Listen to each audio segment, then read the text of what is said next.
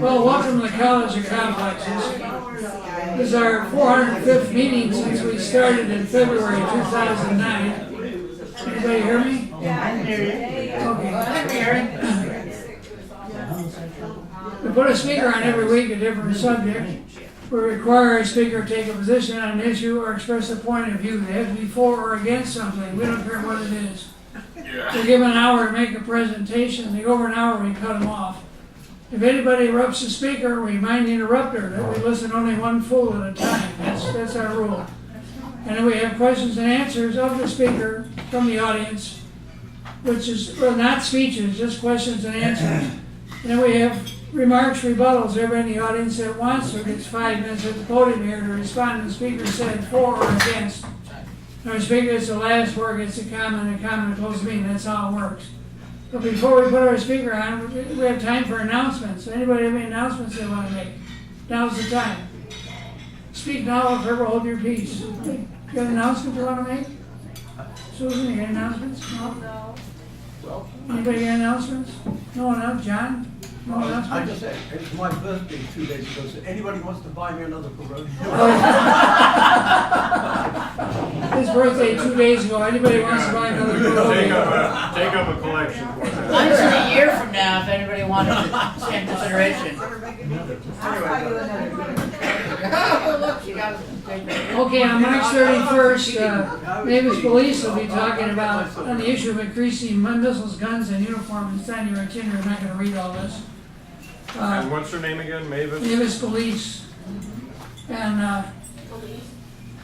Mavis Police, she's, what's her name? You know her. She's with the Nuclear Free World Committee. Oh, yeah. So that'll be interesting. Anyway, on April 7th, John Beasley is sitting right here. He'll be talking about the character of U.S.-UK culture. Should be quite interesting.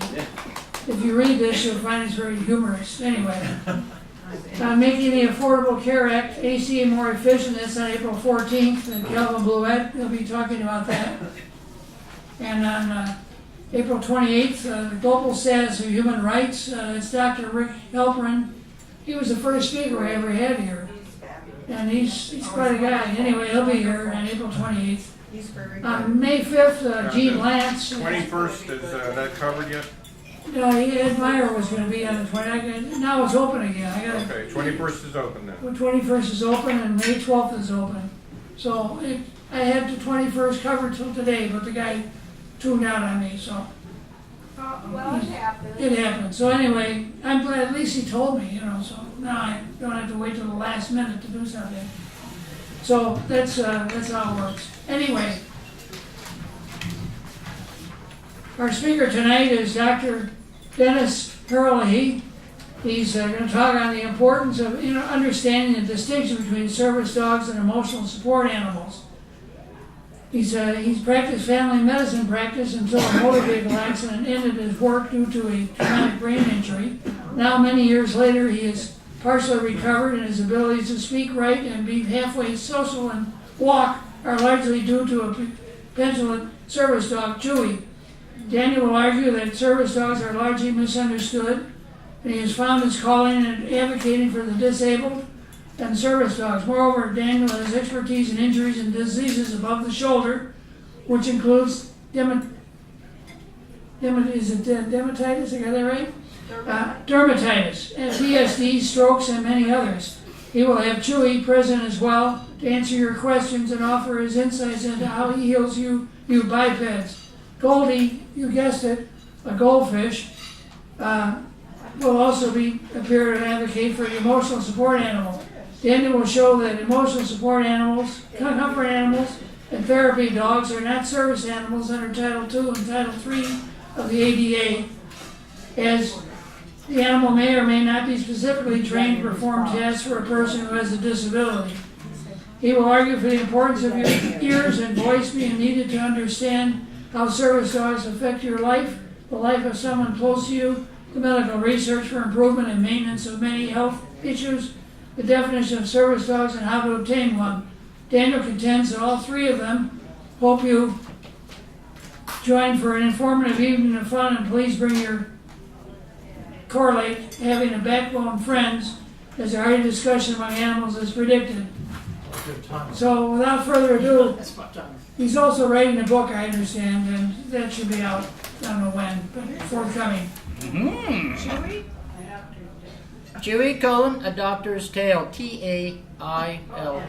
T-A-I-L, yes. It's a forthcoming book, his memoir, Chewy's A Doctor's Tale, Amazing Lessons from My Service Dog Told Me.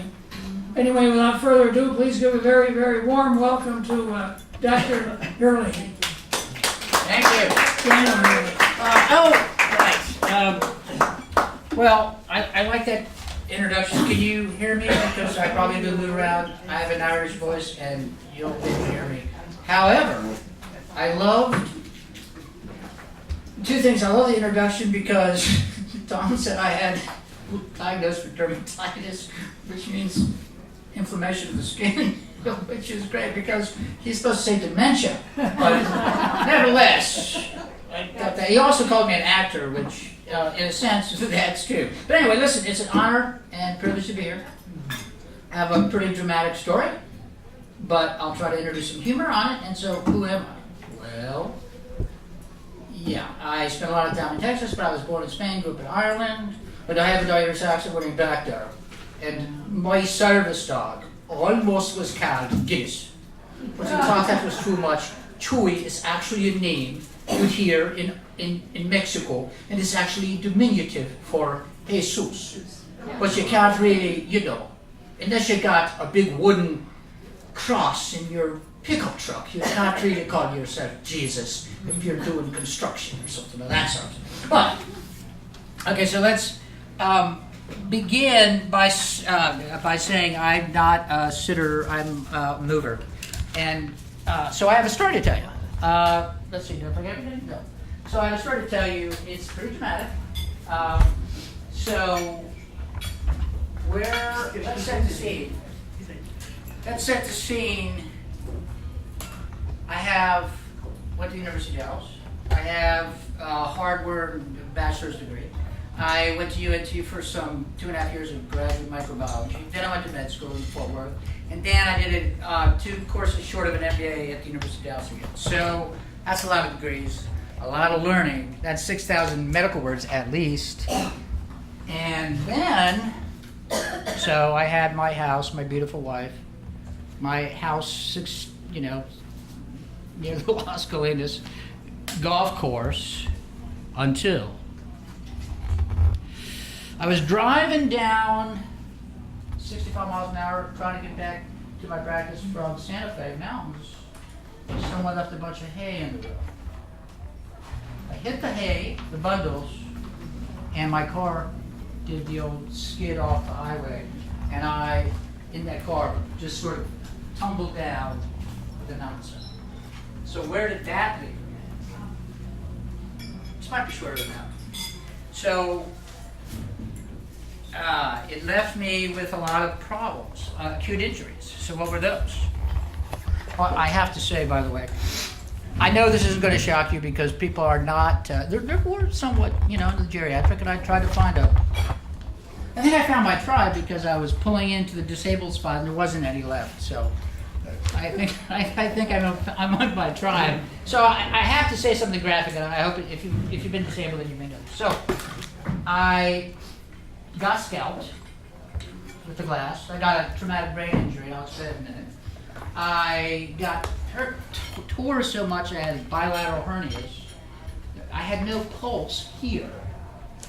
This is a pedal pulse, so there was no blood from here to there, right? I fractured a bunch of ribs right over my heart, which affected my heart and it hurt. Those are the acute injuries. And this isn't really about acute injuries, it's more about chronic injuries, which we're talking about that. So the thing that you need to know is probably chronic pain from all those surgeries and pain. And a traumatic brain injury, does anybody know anything about that? There was a movie 2 years ago called Concussion. It's all over the, okay. Well, let me just say something very dramatic here. I'm a doctor, and the people I hang out with make decisions about this for Texas, and I'm thinking they're going to eliminate football in 10 years. That would be a good thing. That'd be great. So my specialty is TBIs and service dogs, but mental health, right, or what they call mental health. So those are the acute disorders. But you know, if you have a traumatic brain injury, ooh, you hear things like buzzing in your ear all the time. So if you have a traumatic brain injury, you like if you hit this side of your head on the glass, you lose your Broca's and Wernicke's area. Does that make sense? So then you can't talk. And if you hit back here, you lose your cerebellum, and then you are kind of dizzy. You don't know where your body is in space. So what happens? You fall and hit your head, and you have another traumatic brain, right? And if you hit the front part, you lose your executive memory. And what does that mean? You yell at cops. You yell at cops because you don't know that you shouldn't yell at cops until they teach you you shouldn't yell at them. That's what happens. You lose your ability to say, I better restrict myself here. I better filter my language and my behavior. So what lasted was the chronic pain and the traumatic brain injury, right? So, has anybody known anybody you must know an Alzheimer's patient? Well, you know a demented patient because I was officially demented. Okay. But if you know, if you've seen an Alzheimer's patient, you know that's some pretty serious stuff. And I know what dementia is like because I diagnosed my father, and that wasn't pleasant. Because he was from Ireland, and let me tell you, the guy could talk. And he was not only this guy here. Didn't I say anything more? So when you have a head injury, you get depressed. So because I'm a doc, it's because I don't want anybody to go through this. I got special treatment because I'm part of the club, right? But remember where I used to be. But eventually, I got diagnosed for free. A doctor spent $3,000 of his time and diagnosed me with 22 tests. And that's what we want to talk about. So, it's a really thorough exam. And I was, at the end of it, demented. Not in the rock star of demented. I was demented, right? I was 92% disabled. I'll grab my glass of water.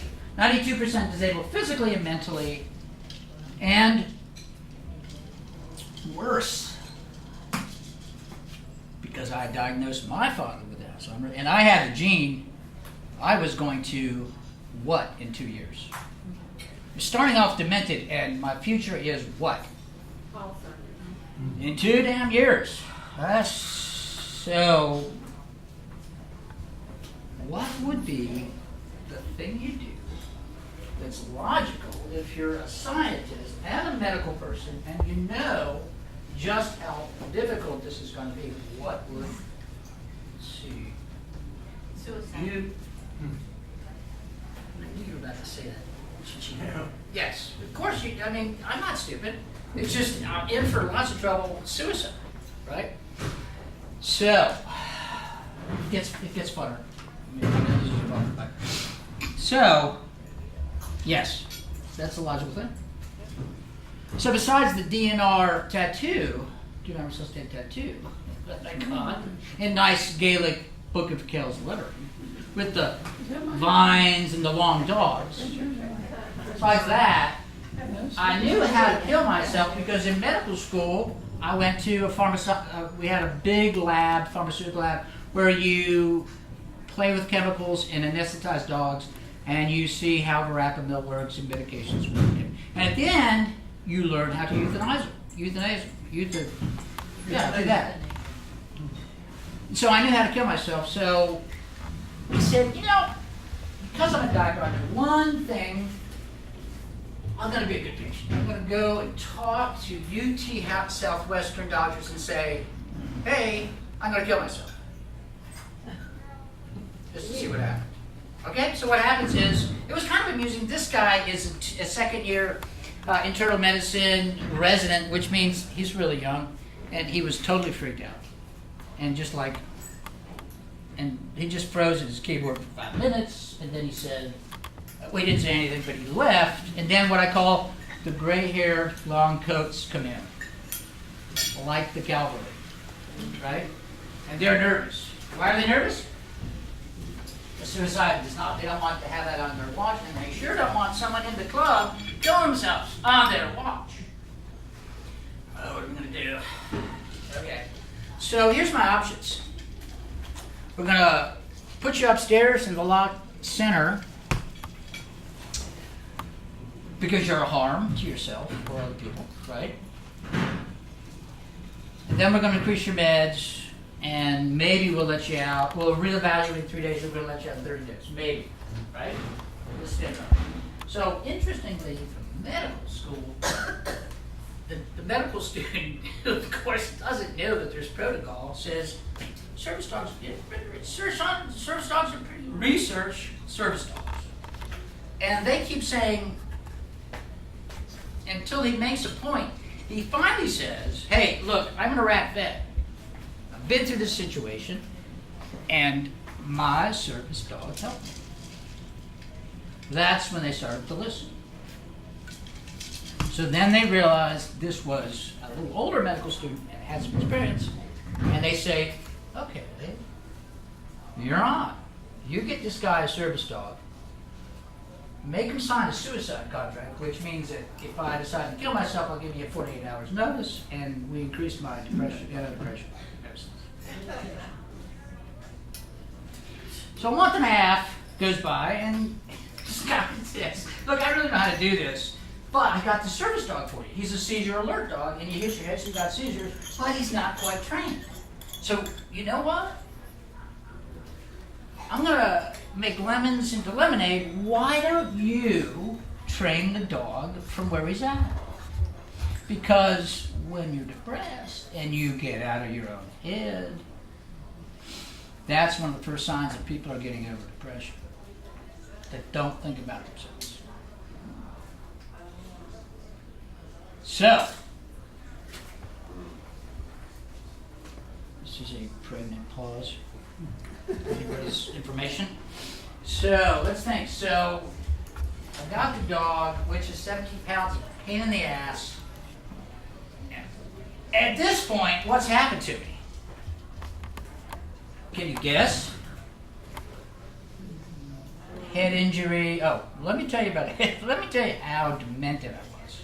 Okay? So, we're not kidding. So, my memory was so bad, if someone said, can you tell us your address? I could not. I had 2 minutes of memory.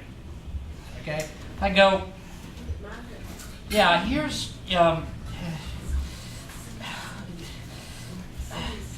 my license. Oh, yeah, my address is this, this, and this. Okay? So I walk out, and this is when it wasn't that bad. I'd walk out of my house, try to go to pick up my mail when I did have a house, and forget which house I came out of. But at this point, I am in real deep trouble because I'm homeless, without a lot of medical care. I did have disability, thank God, all right? But I'm not doing well. I mean, I'm the kind of guy who you don't want to be behind in Starbucks because when I pay for my coffee 3 times in a row and they're making it and I have to wait and don't realize I just can't keep up. And she's getting nervous and there's a bunch of people behind me. I mean, that's kind of where I'm at, right? So what happens? So this is a story about controlling your own medical. Let me put it this way: it's your bodies, ladies and gentlemen, not the doctors. And in a sense, I have to say, I love my brother. Everybody in my family is in medicine. There's 7 of us, 6 of us are doctors or nurses, okay, or physical therapists or something, okay. So I don't say this lightly, but I do see some shenanigans. That's an Irish word, and it's not good. I see some shenanigans with stuff that I think there's a lot of overcharging and a lot of extra labs which are not needed, and how the hell would you know? You're not a doctor, right? I don't like that. So how do you control your life? You gotta control your body, and my point on this would be service dogs tend to reduce medical bills and bring the ability to control your own health a little bit more home. Does that make sense? Okay. So I don't like my dog at first.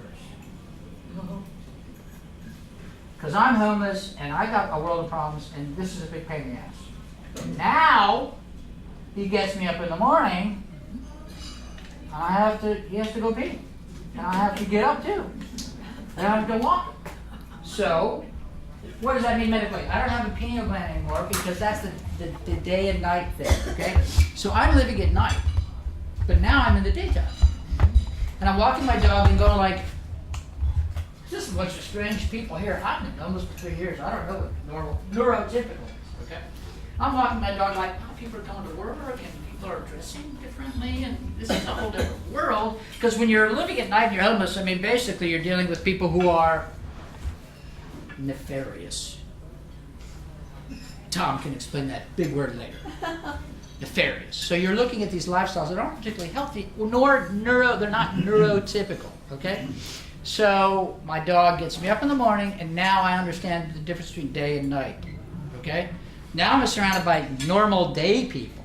What else does a dog do for me? Well, when you're that shot, you don't know when to eat. So you tend to eat breakfast, and then your lunch follows your breakfast, and your dinner follows your lunch, and that's all in about an hour. Because you can't remember, oh, did I just eat, and I saw this with my father, and I was doing it, so I just stopped eating, so I was losing weight, people were concerned.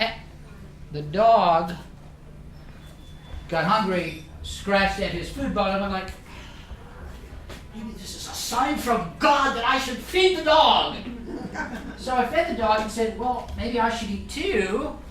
And the dog eats twice a day, so I eat twice a day, and things are sort of normal. What about that bathing issue?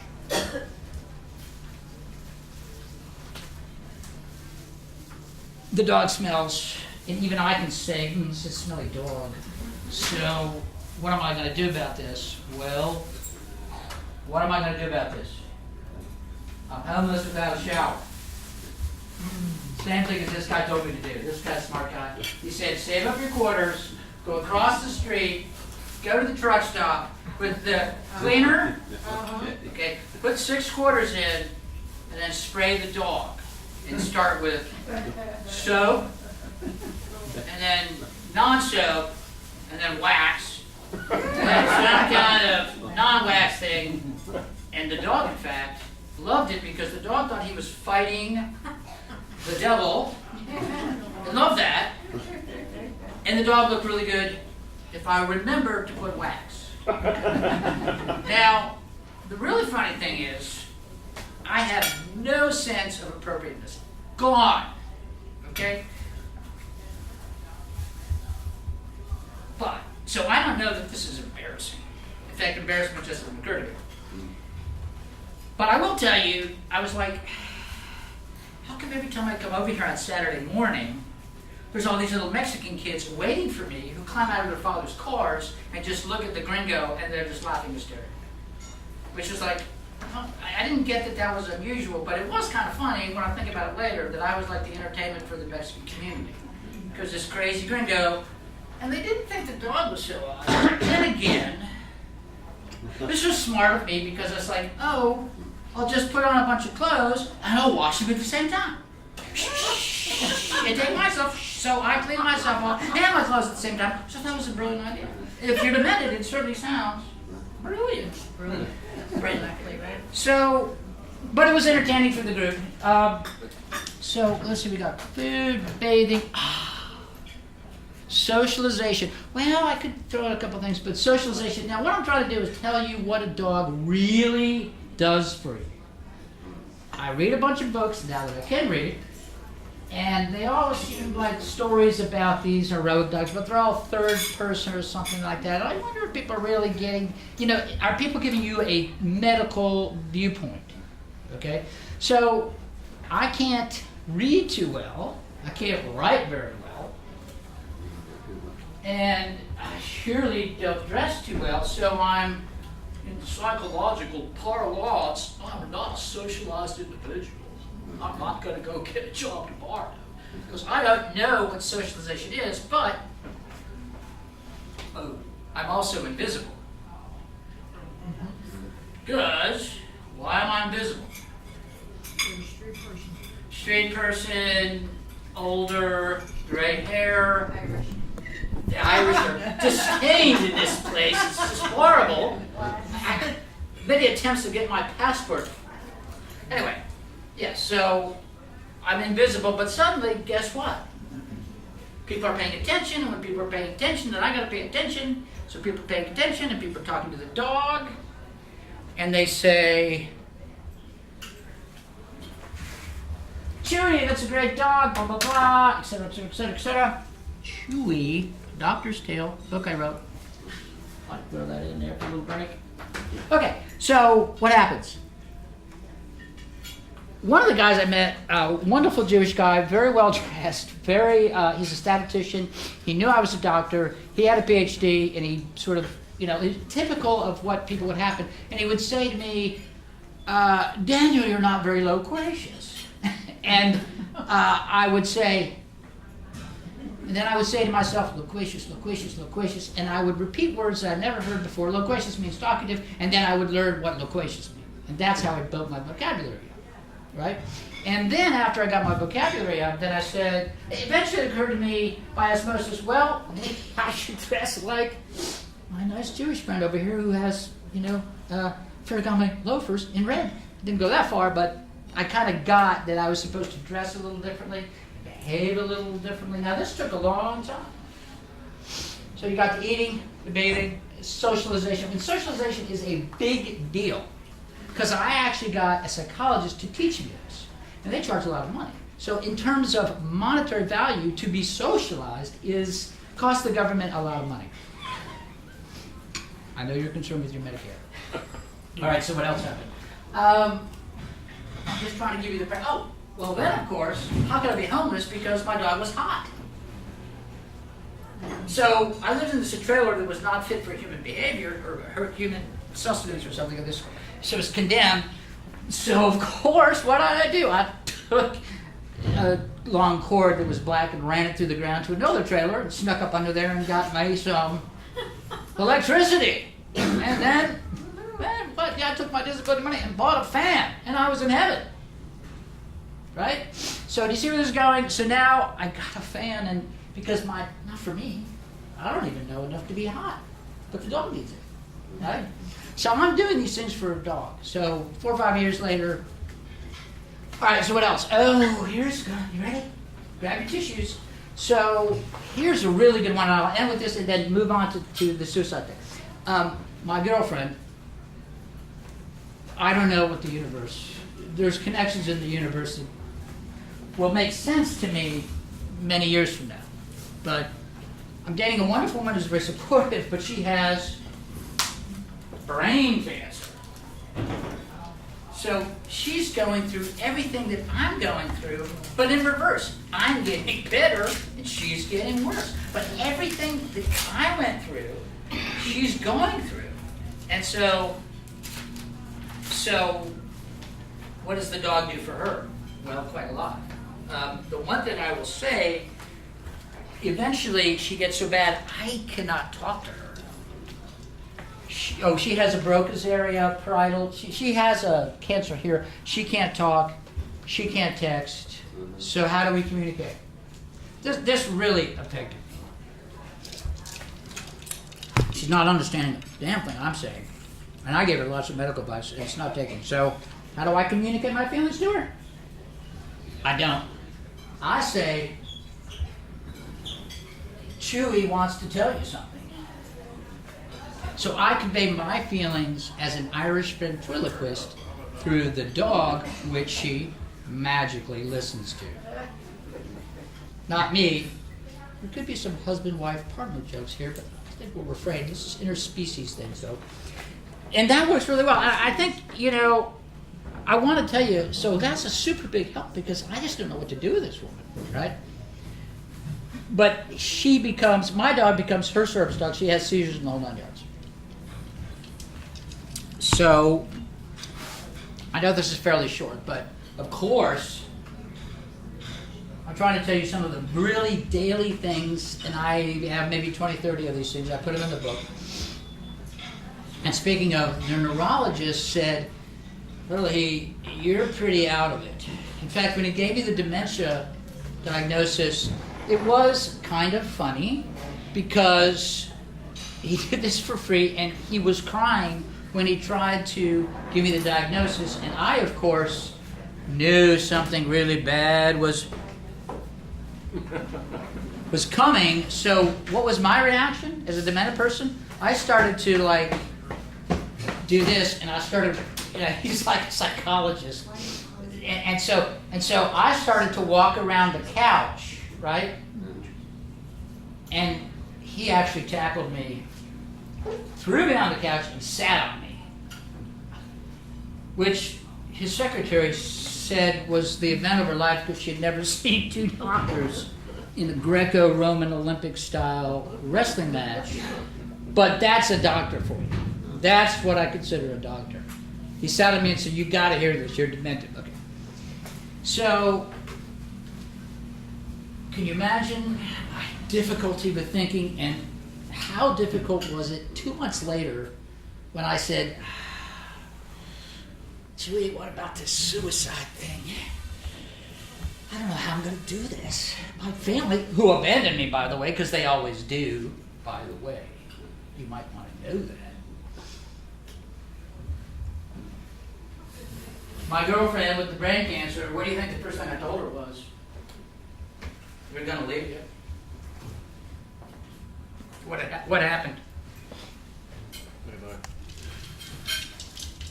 I can't believe it. How did your daughter leave you? Don't know. I told her, "They're going to leave you." No. Who doesn't leave you? Your dog. Say it with me one more time. I didn't hear that. Man's best friend. Man's Your dog. best friend. Yeah. The only person who doesn't leave you is your dog, right? But your family leaves you, even though they're doctors and nurses. How the hell does that happen? So my big dilemma was, Chewy, even though I don't like my family, even though they left me, I just don't know. Well, my brother, by the way, is a big-ass Harvard doctor. And by big-ass, that's not a good thing. But he is very well alkalated in all this, okay? But I'm not really happy with big-ass Harvard doctors these days, right? Nevertheless, Dallas Morning News headlines. Homicide, double homicide. Homicide, suicide. Maybe better. Suicide. I just can't figure out how this is going to work. Do I kill myself and give the dog poison? Do I kill the dog, make sure the dog's dead, then kill myself? Do I kill us both at the same time? This is a dilemma, ladies. Are you getting this? Gentlemen, this is tough. What am I going to do? So, eventually I say, maybe we shouldn't kill ourselves. Maybe we should just not. And that's how a dog stopped me from committing suicide. So at this point, how much time what are we doing? Oh, let's see, you got 25 minutes. Okay, so I've been talking for 2.5 hours. It's a little dementia joke there, by the way. Thought I'd put that in there. And by the way, it's really nice to... the problem with dementia is you lose your identity, right? So I thought of another little joke here. And it is, as men, since I can't have children, my job was my identity. So homeless, no job, no income, no respectable title, right? And I kind of know that I'm really off, okay? Thank you, Tom. It was so nice to know who I was. I just read this and go, oh, that's what. So at this point, I would rather save time for Q&A because, look, people want to know what a service dog is, what a emotional support dog is, okay? And like the nuts and bolts, no craziness, how do you just get a service dog, right? What's the cheap and dirty? And I do talk to physicians all the time and give lectures. A new leash on life. A new leash. A new leash. Oh, but wait. Thank you. Wait, hold on. The real hero of the story should be presented at this time. Yes? Yes, yes. He's abandoned me. Oh, my family. Oh, that door is open. Get our props here. Chewy. Oh, real interesting, this is a true story about, he's usually not more than 10 feet from me at all times. And as a matter of fact, I calculated the other day, in 8 years, he's been away from me for 40 hours. Mostly at the vets. And panhandling, which he does regularly, makes me a ton of money. And when I'm going to get that, like, pannier bags and, like, put my new book. Oh, did you hear about the new book? Stop me now. Okay. The new book? Okay.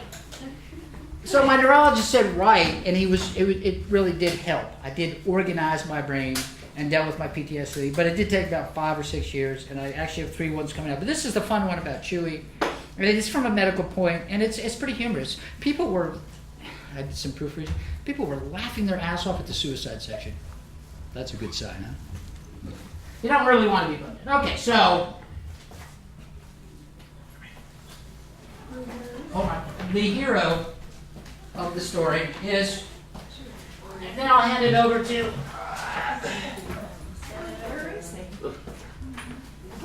the hero of the story.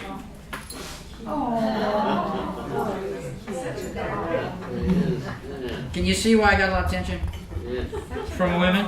Good-looking ones too. Can you see why I took showers? At the car wash. The car wash. Then you could just ask for a ride, Like, hey, if you're building my weight. So now, I've reduced most. Let me just one more point. Look, ladies, I'm not normal, but I taught doctors and real smart people and put graphs on the real complicated graphs. You can't read them. Gives you headaches, right? But listen, I picked this venue, the storytelling venue, because I'm Irish and that's what we do. We've got no entertainment except for music, drink, and talk. That's true. That's great. It's a national forest over there. That's up there. Okay, but the reason I picked this forum is because story. Story helps. It's real therapeutic to write your memoir, and I had nothing to write about, so I wrote about my dog. But that's why I picked this venue, because story is key. You have to re-story your life with chronic problems, because before I was a demented person meeting the world with my dementia. And now I'm a world famous author, lots of money. I live in Aspen, Colorado, all money, man. I'm an author who wrote lots of books. I'm real famous. You see, that's how I've re-storied my life. That's not true yet until you buy some of my books, but it could be true one day. So I picked this because story is super important for anyone with chronic disease. You need to re-story your whole life, and you need to be on the hero's journey, which is a reference you can look up. That's something else, but re-story is super important. Now, a message from the other side. Dia will let you know about emotional support. He's talking about it. Are you ready? I'm ready. Okay. Thank you much. We'll talk later. She is quite good. You're gonna love her. Well, thank you for a few minutes of your time. My name is Dia, DEA like Drug Enforcement Agency, Henson like Jim Henson, the Muppet Man. And I feel like Dr. Dan's story is very compelling. And I'm not here to dispute what he says because I think there is validity to everything he says. However, what I'd like for you to consider is the validity of emotional support creatures also.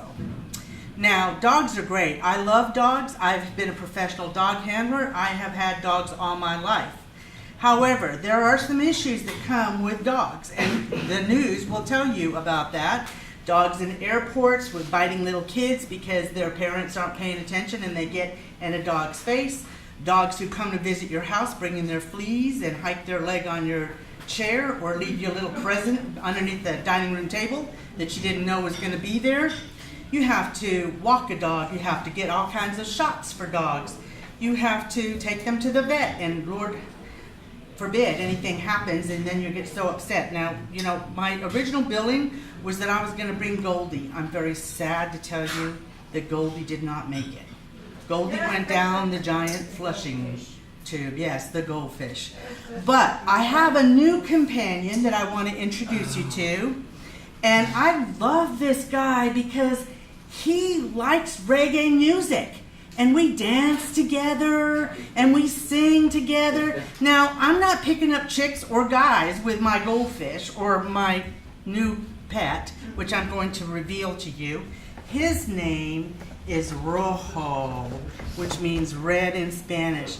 And isn't he beautiful? Beautiful. Let me tell you, Nice. when this guy gets in front of a mirror, he gets all puffed up and cocky and he's so full of himself, but he has been wonderful. And really, the thing that I love about this little betta fish is I can just put him in a bag. I don't have to have a carrier. I don't have to take him out for walks. I don't have to put flea medicine on him. And I do love this guy. I put it on my Rastafarian hat and we jam and he kisses. We have a good time. No, I'm not doing that in public because they would put me in the rubber room. But behind closed doors, him and I, we're partying. We're having a good time. So I just want to open up your mind to the possibility that service dogs are great, but not every emotional support animal needs to have fur. Some of them can have scales. That's all I have to say.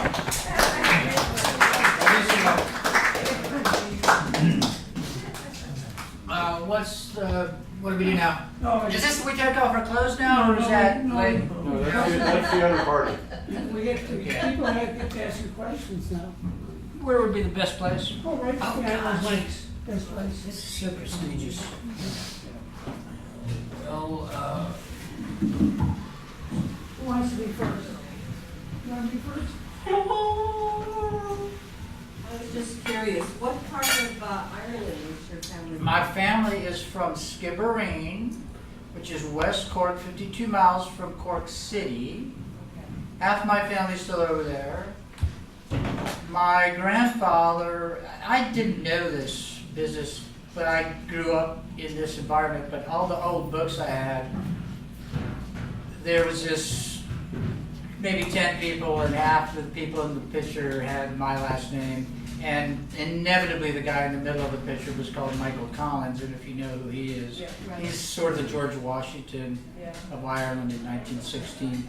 And Skibbereen also has the dubious distinction of having a mass grave of 10,000 people right outside. And Skibbereen is a small place, but there's 10,000 mass graves there from the potato famine, 1850, 1849 to 52. So it was sort of the center of the whole Irish potato famine. But Ireland's doing so much better now. When you mentioned all the few things that Irish people do for entertainment, like drinking and singing and so forth, you forgot the one that is so important, and that's line dancing. They're beautiful at that. Yeah. It's a nice, I like the culture, it's a very oral culture. I mean, people don't go to, they go for the quote crack, but people go to bars. not to make Texas Baptists angry, but they go to bars to talk. It is a very oral and very pagan culture, even though they're ostensibly Christian, but it's a very pagan, orally transmitted culture. So when I lost my ability to talk, it was a wreck. And when I have to watch my girlfriend not be able to talk, it's really brings home the message. And I was shocked. I mean, I can't text her, I can't call her, I just have to show up. It was wonderful to know that my service dog could be that conduit. And she can't talk except for when she's talking to Chewy, and then she could like put 4 words together and in a sentence. And it's just astounding. So, service dogs. I had a fiance who passed away from brain tumors, and it was rather anomalous, I guess I can use that word with a doctor. Yeah. Because she was Sure. talking up until probably within about, 12 hours of her death going into a coma. Hmm? And the strange thing about it is anytime I needed to get somebody's telephone number, I never could find the Rolodex, but I just had to ask her, and she could still, she paused for a moment, and then she'd come up with the number. So I just wanted to offer that and see if you had any... Yeah, I mean, my point is, here's the point, okay? When you go to your doctor, like I said, this almost feels like a betrayal, but I have to say, look, 20 minutes in the doctor's office, they don't know a damn thing about you. Okay, they have to come to your house and watch what you do every day, okay? So, what does a dog do? Watch the show. My dog virtually never takes his eyes off me, knows where I'm at all the time. I go to medical school and people know he's a service dog because he knows where I'm at all the time and he's watching me. He's watching me carefully. Okay? So that's my doctor. He knows a lot more about me than I do. He's gotten between me and someone yelling at me and he barks at them, right? And he just picks up on my status, so I can tell how I'm feeling if I look at my dog. Those are called, let's be medical here, mirror neurons. Have you ever heard of that? Yes. Okay, so President Reagan has Alzheimer's. The government spends lots of money on brain research. Mirror neurons are a relatively new thing, 6 years old. So it means that when you're a baby, you need to know that you need to know what your parents are doing so you can imitate them so they don't throw you away. Right? It's an evolutionary happiness that we all like to share. So I know I know he has mirror neurons because he knows how I feel. All right, so in this case, if she had a service dog, you could look at the service dog and tell what's going on with her. And service dogs do, well, I see or talk to patients, or I won't do that, but lots of people know that my dog knows when they're sick. Right? And look, I'm a scientist, but that's what I see clinically. They say, oh, the dog knows that I'm going through, they start to get grieving or something like that. Okay, so it's a pretty complicated relationship, right? Go ahead. I wanted to ask a question about the dog, and when you didn't have your memory, was he able to like take you back home, or take you to your car, or take you somewhere where you would direct him? Yes, yeah, I mean, first of all, let me tell you that TBIs are super common. If you have a car accident over 30 miles an hour, you have a traumatic brain injury. That's real common, okay? That's why I think people should get these service dogs. And yeah, my biggest problem is, where the hell did I park my car? Even though I just parked it a minute ago. And the car thing is interesting because that's when my brother said, even though I'm a big ass Harvard doctor, I think I might recognize my brother has a big ass problem himself because he insists that the car is there and that he drove and that we need to go to my car and I'll drive you home, Pat. He's not liking me because now he's been named. But yes, cars are a big part of it.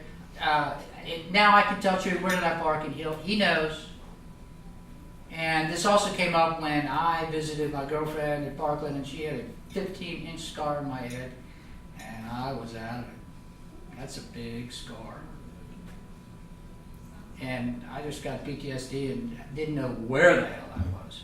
I sort of knew where I parked, but there was 8 levels. And I said, Chewy, where do we park? And I just held on like I was demented. And like he just walked a lot, and I was like, oh, here's my car. And it took a while, but he found it. But I had, I know you're talking about cars, but there's a million issues that people don't know about service dog. Like I was totally PTSD. I was out of it. Because I looked at her, and that's a big scar, and she's going to, I was like, man, this is not good. That's a big scar. Plus the diagnosis wasn't so pretty. So PTSD, it's a real thing. The DoD is supporting lots of research. You really don't want to have your good, supportive Americans coming back and shooting people at McDonald's. Maybe a service dog would prevent that. Let's just deal with it from bad publicity, right? I'm not getting ready to join if they're shooting at McDonald's anymore, right? So, service dogs. Yeah, that's a given. Hey, Dr. Herlihy, what's the picture right there? Oh. That's a clue. Did you cry enough, or do you need some more? Who's the masochist in the group here? The man with is that a wig, sir? The lady with the red hat in the back? Okay, yeah, this is my daughter, and this is what I knew. This is probably the only way she's, can you see that? Uh-huh. Yeah. Chewy, a doctor's tale, did I tell you about my, okay. So this is my daughter, that's a little joke there. This is how I knew that I was in real trouble. This is why I went to the doctor, right? Because if you don't consider your only daughter in the prospect of suicide, if it doesn't matter anymore, then you're getting damn close to doing it, right? Because there's people that hold you back from harming yourself. She's 20 now, but she was 12, I think. I don't know. She was still like a teenager, a young teenager. But that's one of the things you know. I mean, these people hold you back from killing yourself, and Chewy eventually did that for me. Does that make sense? All my point is, yes. If you don't have family, you don't have a social network, you need a dog.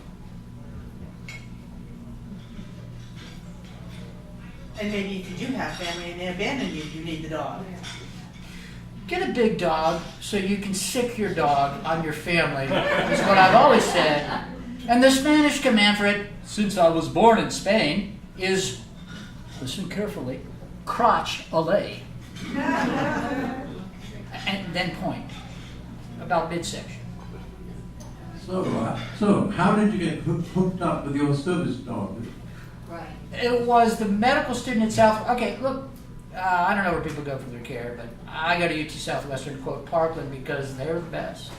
Those guys are good. And that was out of the box thinking. Now, I'm an osteopathic physician, so we're different, because we're family practice doctors, out of the box thinkers, holistic thinkers, but still have stethoscopes, prescription pads, and white coats. Not so much for the MDs. They're kind of like, okay, what pill can I give you today after I order a lot of expensive tests, pretending that this is the standard of care. Oh my God, you're going to crucify me for that one. But it was the medical student who wasn't completely indoctrinated, I hate to say that, and said, hey, guys, don't throw them upstairs. What about a service dog, right? He was breaking protocol, right? But that's the kind of out of the box thinking that, what? It made me control my life a little bit more. And let's say I botched this suicide thing. What would happen then? This is what my brother does. This is why he makes the huge amounts of money he does. He does ventilators. So so I go to the hospital. They resuscitate me, but I'm brain dead. They throw me on a ventilator. How much is that going to cost? Let's just deal with money here. Let's forget these emotional issues. Let's just deal with dinero. I mean, you're looking at 125 plus. And that's if they decide to end my life early. That's a lot of money, right? That could be a mil 5 because I botched my own suicide.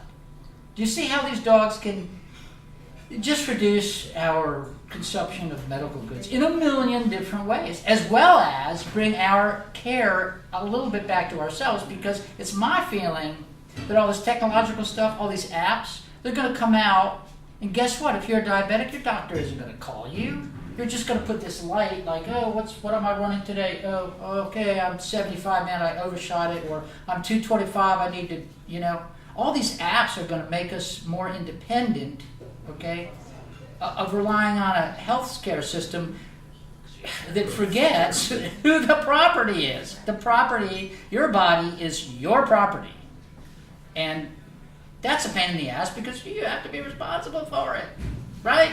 So that's good, but who wants to be responsible? Well, I'm telling you, it's not a bad idea to be responsible for your own care as much as you can.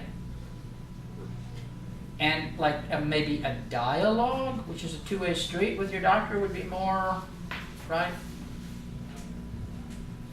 Did that answer your question? Because I've forgotten your question already.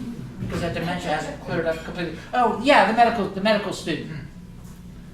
But then I realized, to be hung around that. Oh, by the way, I was the guy that in Starbucks has this nice sign that we allow service dogs, and they have one on the front door, and then they have one on the bulletin board. And I was the guy who did that because 8-9 years or whatever I had an accident, maybe 10 years ago, I don't remember. I was the guy with the first service dog that was unusual, and I was getting nowhere.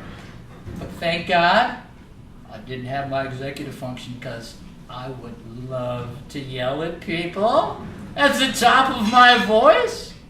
And the more people that heard me, the better I felt. So they were tangling with the wrong guy because I just wouldn't leave till they respected my service dog. And I didn't care how many people left because I was yelling.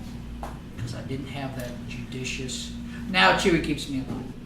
As a matter of fact, by the way, another thing about a service dog is if you're crazy and demented, and you have a service dog, what do people go? Oh God, here he comes. Better be careful with this. Small service dog, probably psychological.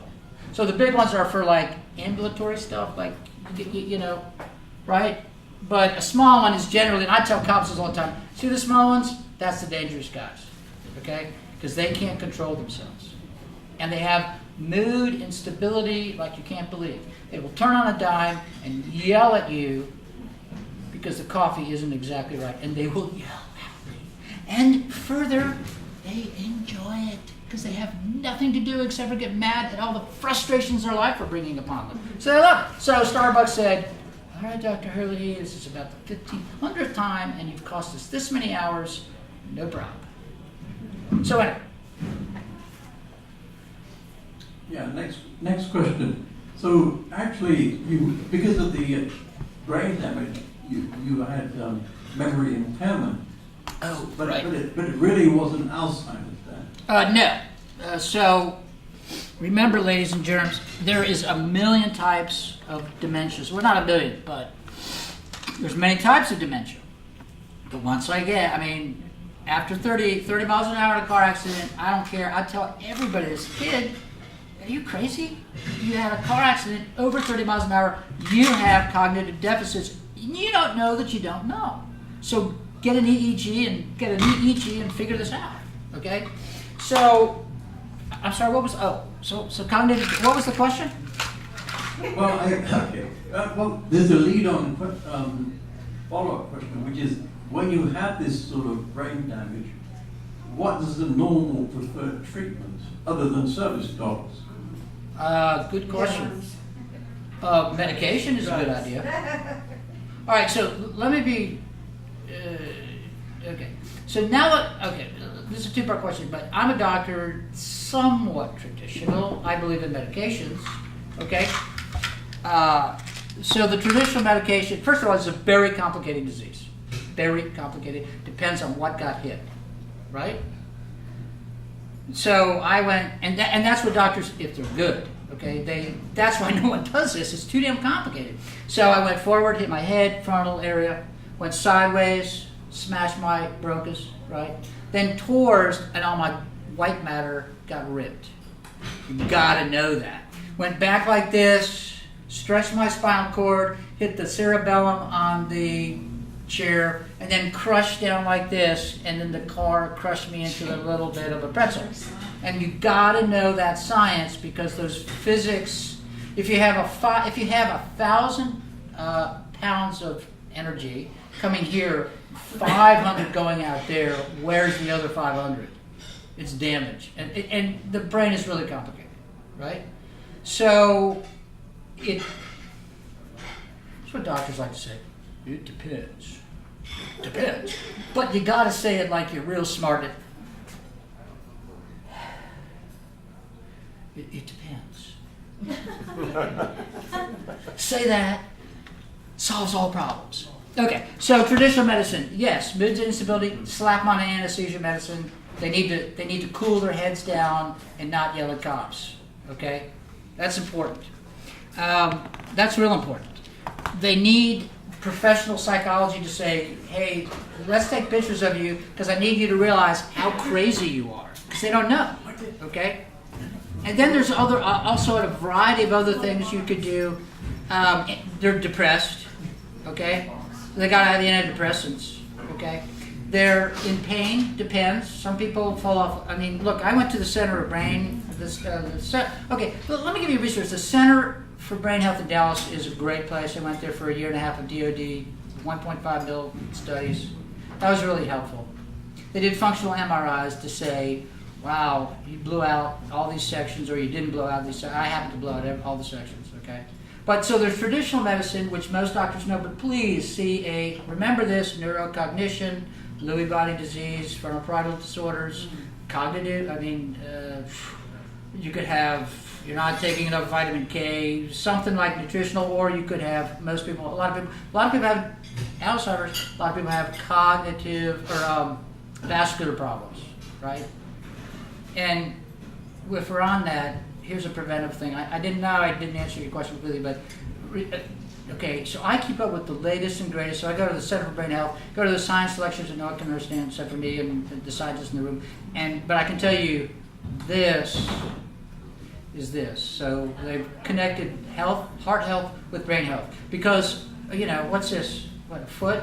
If you can perfuse your brain, then you can bring food to the brain and get the waste products. What are some of the waste products? Tau and amyloid plaques, right? Okay, maybe right. But so there's traditional stuff, but most doctors are just not going to know this. Okay, stop the mood disorders. They're going to have to be like a psychologist plus a doctor, but antidepressants, anti-seizure meds, something for pain. Now with the opioid crisis going on, something for pain. And believe it or not, I was lucky because I'm in the club and I got Johns Hopkins really big shot people who are super good at this to talk to me, and they said, have you checked your testosterone level? And I didn't. Well, I did, and it was 15 points below the lowest. Okay? So one of the biggest things that ever happened to me, I was like, it wasn't about, it was 3 days on this, and my brain came back. Well, to an extent, testosterone. All the guys it's testosterone. Which, of course, I'm selling this for a low discount tonight on the. But this was, you wouldn't think testosterone, but I had knocked out, basically, the brain controls everything, and I wasn't making any testosterone. Man, 3 days later, I was smart again, or smarter again. It was a really big difference. So who the hell would think of testosterone? Okay, but no, and I confirmed this. I talked to John Hart Jr. He's a neurocognition over UT Southwest. He said, yeah, testosterone really important. Okay, so then there's alternative medicine stuff, by the way, and I won't get into that too much, but EEGs are really helpful, neurofeedback, super helpful. Well, let me just give you one word, electricity. That's super cutting edge. Nobody even knows about this yet, but electricity is going to solve our brain problems. As soon as the FDA can control it and doctors can make a bundle of money on it, is what I meant. Okay, but electricity, that means neurofeedback, which has been around for 40, 50 years. I had a great success with a quantitative EEG, and it showed my brain, and it wasn't a good picture, right? But I did neurofeedback, and that was really helpful. Now, as you know, I was way off the mark, okay? So just to be able to stand and talk to you is great. But that's only happened last year. I did neurofeedback. It was really, really helpful. Clear Mind Center, I might put her name out there. They have a great set of tools. Their equipment is made by a German out in California. That's great equipment. It's got lights, and there's 4 lights for each part of the brain, and there's sound, okay? And you basically said, man, your theta waves are way up here, and your betas are down here, and your gammas are nowhere to be found. So it's a really easy way to do it. They just fix your brain waves, and things turn out normal. And they have protocols for TBIs. But basically, also what helped me was direct electrical conduction through the head, which is still in research, but I found an alternative medicine practitioner. And then magnets through the head, which used to be research, cutting edge, but now they're doing it. Now your doctor can charge you a lot of money to get rid of your depression with magnets. So direct and AC and magnets and EEG.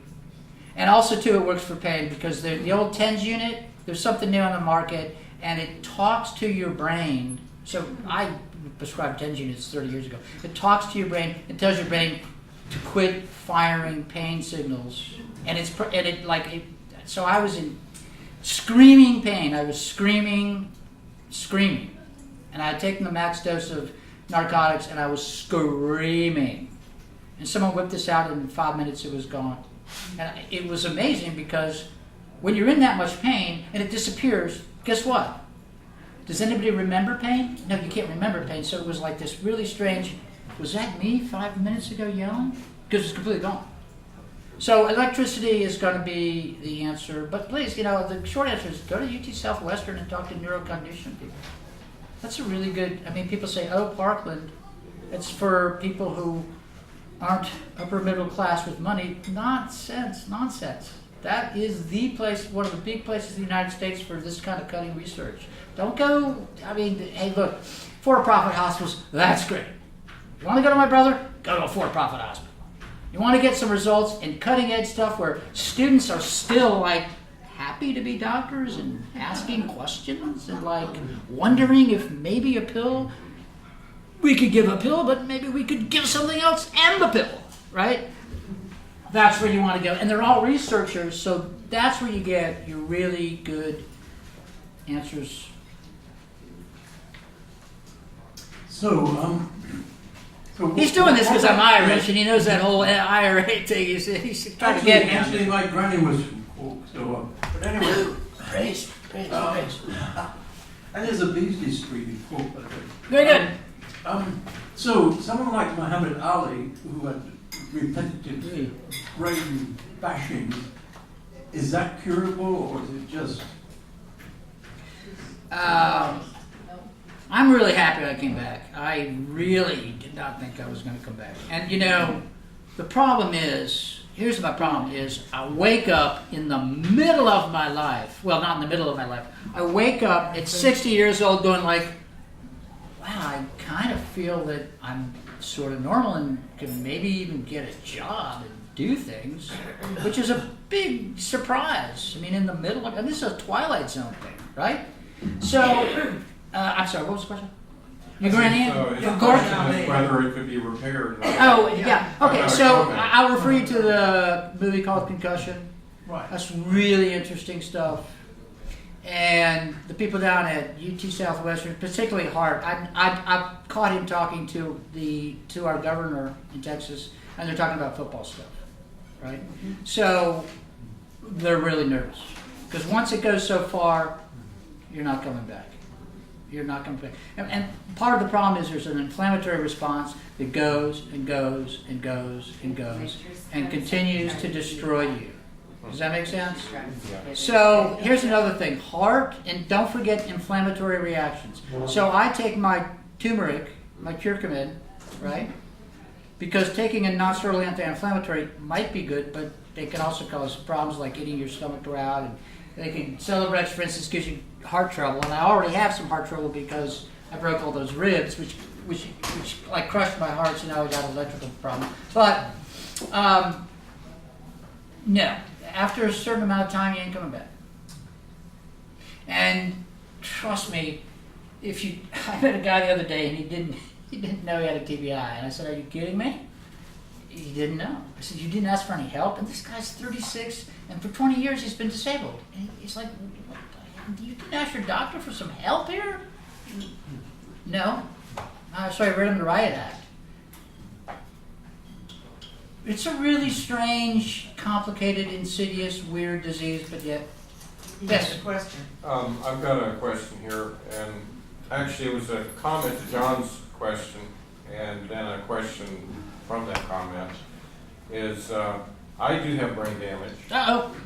And I have found that studying music and playing a musical instrument has helped immensely with repatterning and getting a lot of brain function back to the point where my typing is way back up, 90, 100 words per minute, just unbelievable.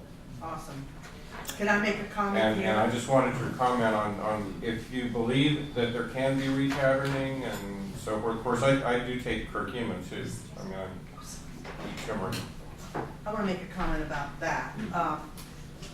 You made an effort to come back. I've known him, I don't need that.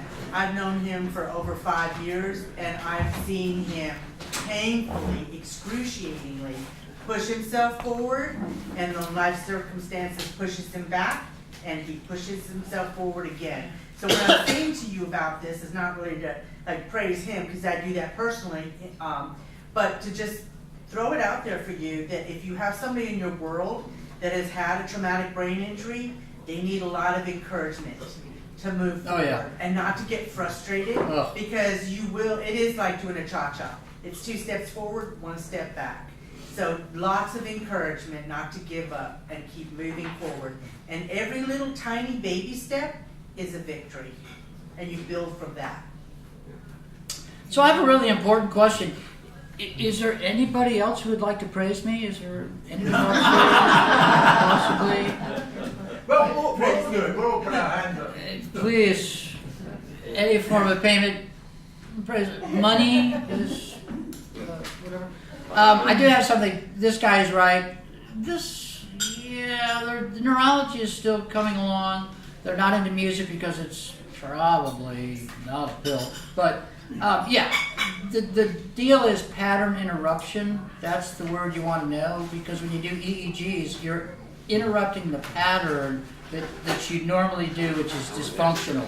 Pattern interruption. So my dog is also a pattern interrupter, because if I'm doing something stupid, he will tell me you need to interrupt your pattern and do another pattern, which is brain plasticity. And this is it's only about 10 years that the doctors fully said, all right, we were wrong, even though we're big-ass Harvard doctors, and we hate to admit that we're wrong, but we were wrong. The liver can regrow, so can the brain. And that was huge. Because if you were demented or something, they were throwing you away. You could always change your brain pattern, which gets harder and harder as you get older, but you got to do it. Pattern interruptions and change. Go. Music, I'm glad you found that works for you. Okay, my mother is 87, and she had about 2.5 years ago, she had a TIA, and we noticed really in about the last 18 months, her short-term memory has been getting really bad. Do you have would any of these things be a benefit to her? Well, as much as look, doctors are really good, the medical community is really good for emergencies, for serious problems. They're terrible, terrible for preventive medicine. I don't get it. I don't get it. They don't do prevention. But she has a serious problem. So, see a doctor, get a really good, do a traditional CT, MRI, whatever. But this is your other, Alzheimer's number one, and there's a lot of people with Alzheimer's out there. But this is a blood pressure issue because, right? So, if that was my mother, I'd be getting my blood pressure cuff out, and you'd probably have to live with her and make sure I was doing her blood pressure all the time because she forgets to take her blood medicine, and then her blood pressure is sky high and she strokes. And even if she doesn't stroke, she keeps her systolic pressure up to whatever 170, which is a lot of pressure on blood vessels. And if they don't break and stroke, so you can see it, they're going to leak, or maybe some tiny little breaks. So medicine is actually not that complicated when someone explains it to you, right? But you need to make sure, Mom, you're taking your medicines once in the morning and once at night, but you forget at night. So in the middle of the night at 3 o'clock in the morning, she has problems, and then you look up the medicine and go, oh, this only lasts 12 hours. Maybe we should put you on a 24-hour medicine. Simple stuff like that. Find the cause and treat her, and then, try to give her, I'm a real big person on stimulation. The dog gets me out to stimulate me, and that's why you go to a, quote, old folks home and people are in bed, but the TV's on. You need stimulation, and I think you need nature. The research says nature stimulation is good. For some reason, my feeling is that, look, 150 years ago we started to do this industrial revolution. Crazy! Let's sit down and work at machines all our life. But 10,000 generations, we haven't been doing that. Genetically, there's no way you can adapt genetically to a change in lifestyle like that. No way. Maybe in another 5,000 years, okay? But you see, that's the problem. And so, no, I don't have any short-term solutions except for pay attention. Get her to move. The dog, okay, motion is life. The dog makes me move. An osteopathic principle is motion is life. There's a million reasons you need motion, okay? Nerve cells actually have circulation. You need to move your muscles so the nerve cells get crushed by your muscles so that they can move liquid up and down it. There's just a million reasons why motion is life. I mean, the body's all this. I mean, what about this? It's just water. You need motion. Joints have there's no blood vessels in joints. How do you get food and take away the trash without blood vessels? Well, you up and down, you squeeze the water out, and then new water comes in and that's how that system works. So there's just a million reasons why people should. I mean, is she walking? Yes. Okay, and if she let me go to this. All right, at our age group, everybody here, let me make it real simple for you. Do you have to be disabled to have a service dog? Yes. No. Kidding. But I'm disabled, so I don't have a problem with service dogs, and I'm super protected. Fed law, state, Texas are very advanced at this. The governor signing all kinds of nice legislation that leaves me alone, that doesn't hassle me with service dogs. But I will say, what is it? God, some of those cheap airlines, man, that's a problem. But listen, here's the shortcut. Have your doctor on his official paper say, Joe Blow is my patient. They need a service dog. They need this type of service dog, and there's a number of things, right? And that's all you need. And so this will even get you through the airline people, which have totally different rules, and they're really, really strict, okay? But I never have a problem when I show them they want to see my doctor's note. But I have a small dog that goes underneath on purpose because it goes underneath the seat. I'd never have a problem, and if I couldn't get on a plane, I would not go. I mean, I can't. At this point, I cannot leave my dog with anybody but me. Not to mention he howls all the time. And like the apartment complex says, hey, your dog, again, the neighbors are complaining. And then I tell my daughter, you see, I really have a head injury, and that's my dog, and he's really a service dog, and she wants to play, I'm in denial. But I'm calling you out, girl. I'm calling you out. Are you listening to this? Calling you out, Riley. Calling you out now. Can I get a free medical suggestion from my friend? If I describe to you what's going on. I have a friend who's a musician, actually, and he had some kind of accident. I'm not sure what it was, but it was affecting his hand, and he couldn't use his hand. And then he had surgery to bring back his hand, and it caused pain in his spine.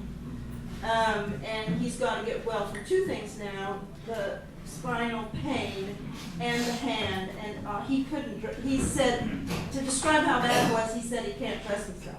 But he does have all his mental faculties. He's suffering with that chronic pain issue, and the faith that he's going to get well over some time. And this has been going on several months. Do you have a suggestion for me to tell him? I'm in communication with him. He'll answer my Facebook messages. Oh, gosh. Here Yes. you go. Okay, I've got my pen.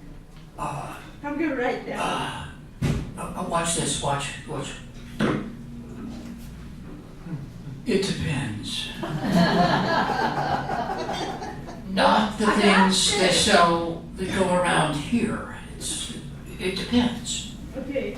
Yeah, that's a really complicated. The problem with medicine, it's specific. So, I went to an osteopathic medical school where we practice family practice, and we really get to know our people, and we do right. But that's a really complicated situation. A lot of osteopaths practice osteopathic manipulative therapy, which has been around 150 years, preceded the chiropractors. So we get rid of problems before they get to the surgery stage, Yeah. right? I tell people if you can avoid surgery, try to, but there's really good reasons for some surgeries. But pain, and we didn't go into it, but yeah, find someone, first of all, find a doctor that gives a doo-doo, in the language of my dog. Find someone who actually is in the room, conscious, listening to you, okay, and then that's important. And then there's a lot of things to do, but they're a little outside the box, like anti-seizure medicine stops pain, Neurontin. It was anti-seizure, but now it's prescribed for pain, which is I was on forever. That works. There's things like there's antidepressants. All pain has depression. Okay, and there's something called centralization of pain. In other words, if it's bad enough, your mind does nothing but figure out, this hurts, what the hell am I going to do with it? And then all the brain's researches, okay, are about how do I get rid of this situation, which in itself will make you demented. Okay, so think of a toothache that you've had for a year. You're going to be pretty crazy at 6 months, right? So there's those atypical things, and then I would urge you to seek some alternative medical practitioners that are, in fact, legitimate. But like I said, neurofeedback was amazing. We found the actual signal that told my body that I was in pain, and we trained me not to feel that. And that's all I can say.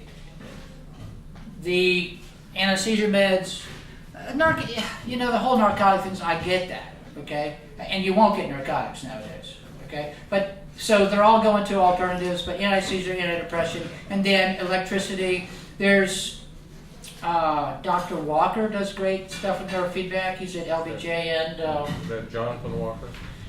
oh, I talked to him the other day. Sorry, I got a head injury. This is a great thing. I get stopped by a cop. I just say these things and they leave. Oh, they feel bad. They go away. I don't get a ticket. So LBJ and Hillcrest is Walker's place. That's Jonathan Walker. Oh, that's Jonathan Walker. That's what I was trying to tell you. Didn't I say that? Okay, so he does that, and I like him because, wow, the guy's been doing this when it wasn't popular, and he knows what he's doing. And by the way, neurofeedback can be very complicated. It's not a child's game. It's really complicated stuff. I was going to start studying it, but it's really very complicated. But does that? That's all I can answer. Yes, There's some equipment. He may have the new biostim equipment is very helpful, right? So I would just say what worked for me, which is electricity. I try to be a scientist, and there's two kind of scientists. Like one, like, well, the literature says, those guys, forget it. They're not. You need someone who's like a family practice doctor who says, clinical research says. So we have journals that say, hey, we didn't spend a ton of money because we don't have a ton of money to check out turmeric, okay? But my experience for 30 years is turmeric works, and not a lot of people in India have dementia. But nobody's gonna, right? So there's sort of like the practical people, and the researchers, in this case, go to someone who's, go to a pain doctor. Okay, there's also pain doctors, and probably not surgery. But they're also doing like shots, blocks. They do it with lidocaine, some of the canes, and they also anti-inflammatories. He's going to have to own this. Yeah. Which means, please think out of the box, because, I mean, what happens to the opioid? How did we get into an opioid crisis? Ooh, was that out of the box thinking? That was an easy fix. And man, I have narcotics, but I'm really careful with them, right?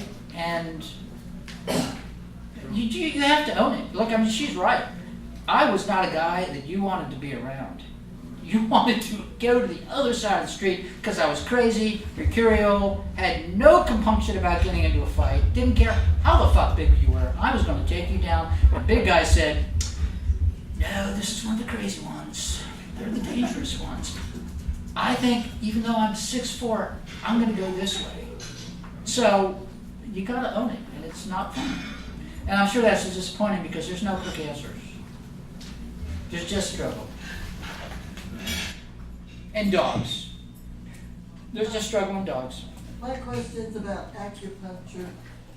Would that have helped you? I did acupuncture. It did help me. Good question. Luckily for me, I found a 4th generation Mongolian Chinese doctor who didn't speak much English. I said, you're the one I want. How many generations? 4? That's all your family's ever done since the Ming Dynasty? You probably know your acupuncture. Not that, that's how I selected. And she's in Dallas, someplace I think they were. But yeah, she was really good. And I did get a response. Okay? And there is some data. I have to say my personal preference is osteopathic manipulative therapy. Doctors putting their hands on people. Did you know that happens? We actually, before we worked at school over there, they actually touch people. And they put their hands up and down and they correct their anatomical distortions, and then the form gets normalized, and then the function happens. And it's not popular because the insurance companies don't pay a lot of money, and nobody does it anymore because you sweat and you grapple with your patients. And it's work. It's work. I do some of that work. It's work. And it's so easy to like do this. Like, let's say this is a door handle. It's so easy to like come into the room and go, hey, what can I get you? Okay. I mean, have you seen that? I should quit complaining, but you know, the guy who won't talk to you literally keeps his hand on the door and writes descriptions out. You know, osteopathic doctors are really good for that stuff. I thought, yeah, acupuncture works, but in a sense, this osteopathic manipulative thing literally stretches out the body and get those nerve roots, and it's really simple architectural stuff. The guy, A.T. Still, who started this 150 years ago, he was a mechanic, and the body is, in a sense, an engineering delight. Part of it is that my pain is that I need to stretch, I need to get my leg bone away from my hip because it's just crushing itself, and all I got to do is pull it apart and then keep walking. So I mean, it's a really simple solution. So Are the doctors, you talked about doctors who touch their patients, are the doctors who touch children known as pedophilers? I think you're referencing that scandal up north. Yes. And on that, how important is humor in healing? Keep your bones strong. What the Bible says, laughter is good for your bones. Oh, I didn't know that. I think it's, well, let me just put it this way. In terms of defense mechanisms, it's considered the healthiest defense mechanism. Interesting. Like I said, my friend, read my, you want a good laugh? Read my book. Well, this is a pretty brief book on service dogs, but I also have two other ones where I document daily life dealing with my head injury, and there's 4 chapters on suicide, which Denny knows. But when I went to my writer's class, if you want a good laugh, read my suicide section. It's funny. I think that's a good comment. I presume that sometimes you've been religious, I don't know, but did people tell you they were praying for you? Did you feel any relief from that? Gosh, I'm a doctor. I'm not supposed to say spiritual things. I will just say, I don't try to comment. You know, doctors have to be open to all people. And since you're a Muslim, I wouldn't want to offend you. But I will say that my spirituality is a mature spirituality. Meaning that I'm not a baby Christian, and I know how sophisticated the spiritual stuff can be. And yes, I look for scientific evidence that's happening in my life, but that's what I could say. I will tell you that, I'll tell you the one thing I know to be true. When you make a commitment, and you commit yourself fully to something like I committed myself to recovery, I do think the universe conspires to help you. Yes. That I've noticed. And then weird stuff happens. Really weird stuff happens really quickly, and you're like, this is probably statistically an anomaly, so what's going on here? I'll just say that. Did you have any parting comments, or are you standing because you're I'm backwards? standing just because I can't sit very long. I get tired of sitting. So I'm not trying to be a distraction, I just needed to stand. Okay, so we Last can ask some more questions, but just get a service dog, ask your doctor for the note, and wear the vest, and people won't hassle you for the most part because you have gray hair, and be confident about it, okay? And say, oh, service dog is not an emotional support dog, service dog is a legal term. Put that on the, when you go to China to get those things from eBay, make sure it's a service dog. And then they can ask you 2 questions. Is that a service dog? Yes. What type of service dog is it? Seizure alert. And then And they then won't, look me in the eye and they'll leave you alone. and then they won't put your dog on the menu. They will in China. You won't. No, you can walk your dog and have no fear of the elder meeting. So, Okay, last question? last question. So, actually, so the placebo effect really does work. So, mind over matter really is a very, probably is the most effective medical device, is it not? Yes, well, I always like to revert to my, I'm a scientist. There's other things, I'm a dog owner, I'm a disabled person, I have dementia. But, if I speak personally, that's my personal opinion. If I speak scientifically, that's what's the research indicate. And yes, up to 30% of a good result can be from placebo. Which is why, by the way, doctors are taught to speak. This is some confident talking. This is why, if you speak really confidently about a disease and your cure, that's the placebo effect. Let me show you. Well, my friend, it depends. So, But that's not being confident, is it? I mean, oh, well, that's something. I don't know. Right, that's it. That's the thing you can get away with that. Okay. So is that the last question? Any more questions? Has everybody got service dogs? Know how to get them? Gonna be ordering them for gonna be ordering them for your friends, gonna push your friends into doing it. It's really important for people who are, okay, so just a final. So my girlfriend, okay, her mother was getting demented, and let me tell you, Chewy was a real big help. Because every time she took her mother anywhere and she stopped for gas, the mother was gone. Where's mom? Gone. Okay? So I'm just giving you a thing. You know, all those people really need service dogs. The only way she'd stay in the car is with Chewy. She would never leave them, so we could control her, okay, with a service dog. So you may be getting to the age where you may know some of these people. So get them service dogs. And thank you, it's been an honor. I appreciate your attendance. Good luck. We're not quite done. We're not quite done. When you get to sit down, You're gonna sit down now. Oh, was this the money part? No, this is You don't get this is the rebuttal part. Oh, the rebuttal. Okay, now it's your turn to talk. So anybody that wants to get up here and speak for or against what the speaker had to say, or add whatever you want, you got 5 minutes. Oh, darn. It's never enough. I have about 15 things I took down. I thought this was a fascinating presentation. I'm going to tell you of 2 things, sir. I'm listening. Okay, which I can give you the information on later. Money, I'm leaving. It's just playing. Demented, remember? There's a man in Colorado who produces a substance called covalent silver, which is a unimolecular silver solution. And he told me on the phone that he had 2 women who called him whose children were in children's hospitals with brain tumors, given about a 3 to 5% chance of recovery.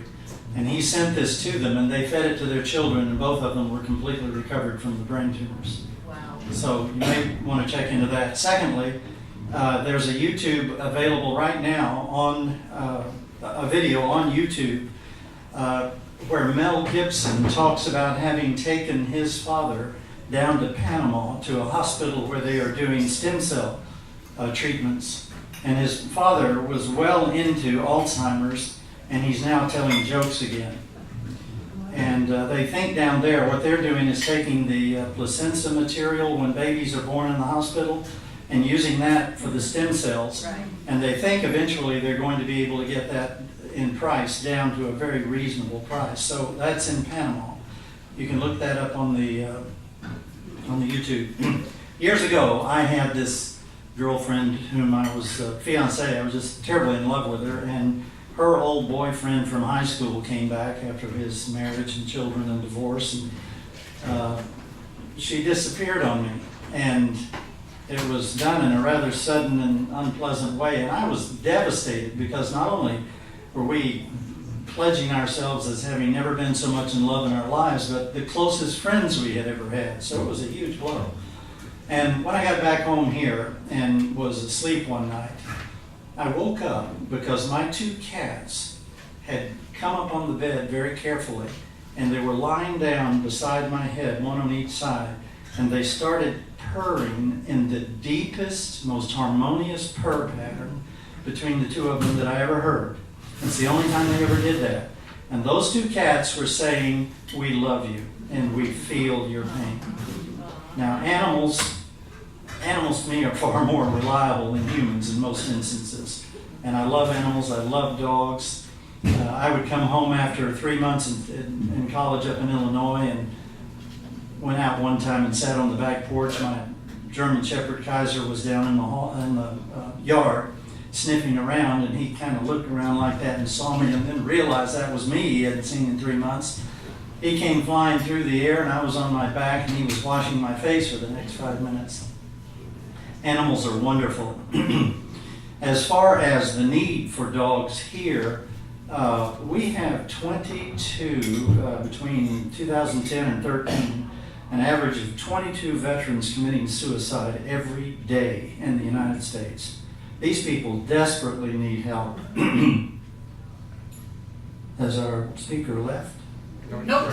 Oh, there you are. If you go to a website called Chewy.com, you probably are familiar with it, but they sell all kinds of good pet foods and supplies cheaply.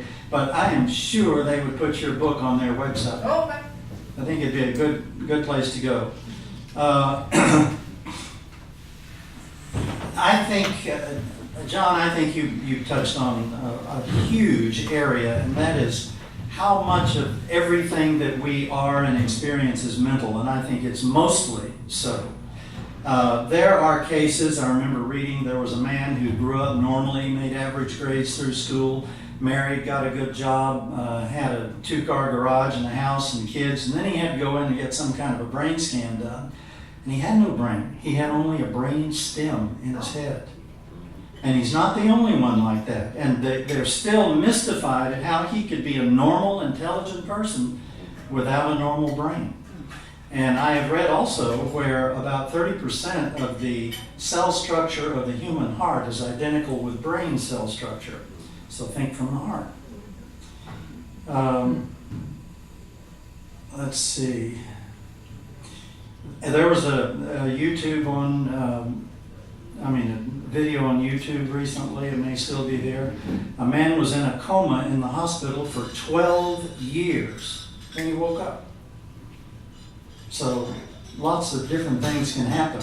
And as far as placebo and its opposite, there was an experiment years ago I read about where up at Harvard University they took a man and tied him down on a chair and blindfolded him and said, "We're going to bleed you to death. We're cutting your veins." And they scraped hard on his arm like that, and then they dripped warm water. And he died. That's right. He didn't lose any blood at all, but he died from the belief.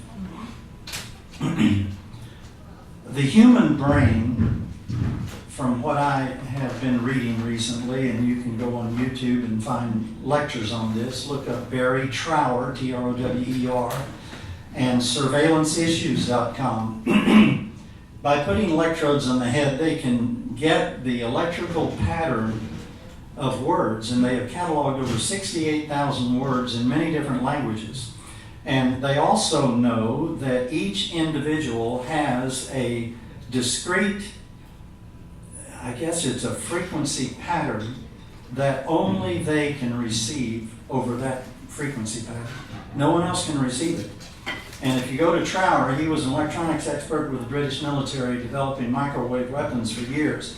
He said the United States government has in orbit today enough satellites with transmission equipment and the most powerful computers in the world that they can send a discrete message to an individual and simultaneously to every person on Earth. That's how much power of that they have for mind control in orbit. Surveillanceissues.com and Barry Trower, B-A-R-R-I-E.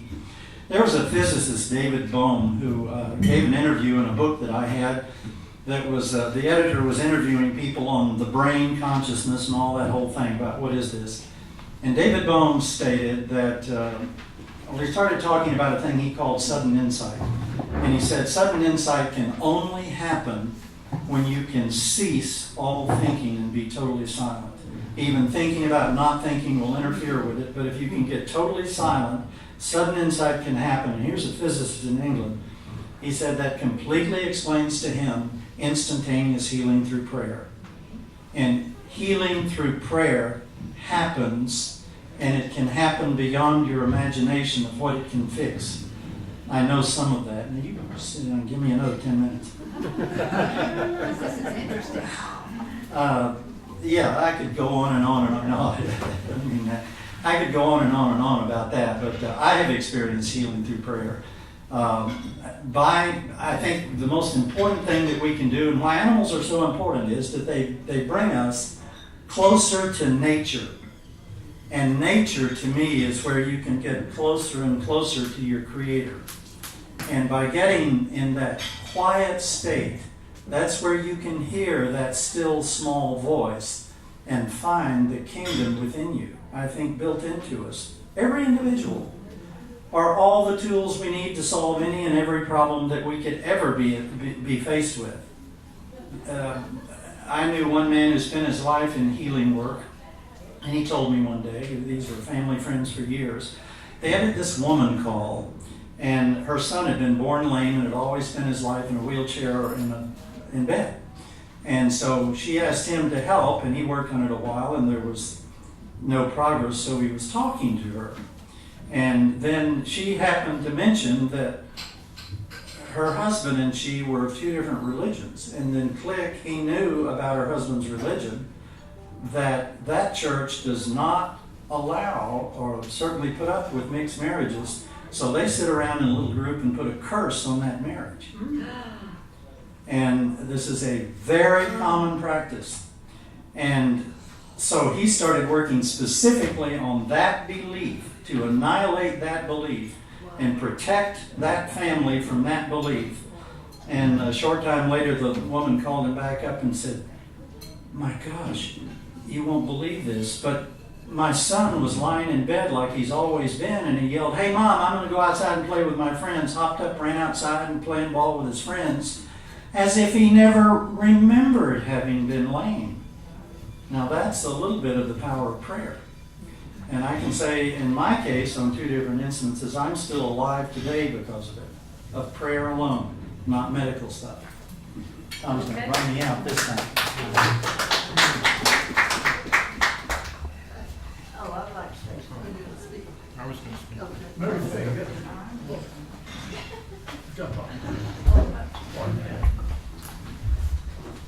Okay, well, I don't know where to start or what to include here, but I was hit head on by a drunk attorney driving his red Cadillac, and I was on a motorcycle.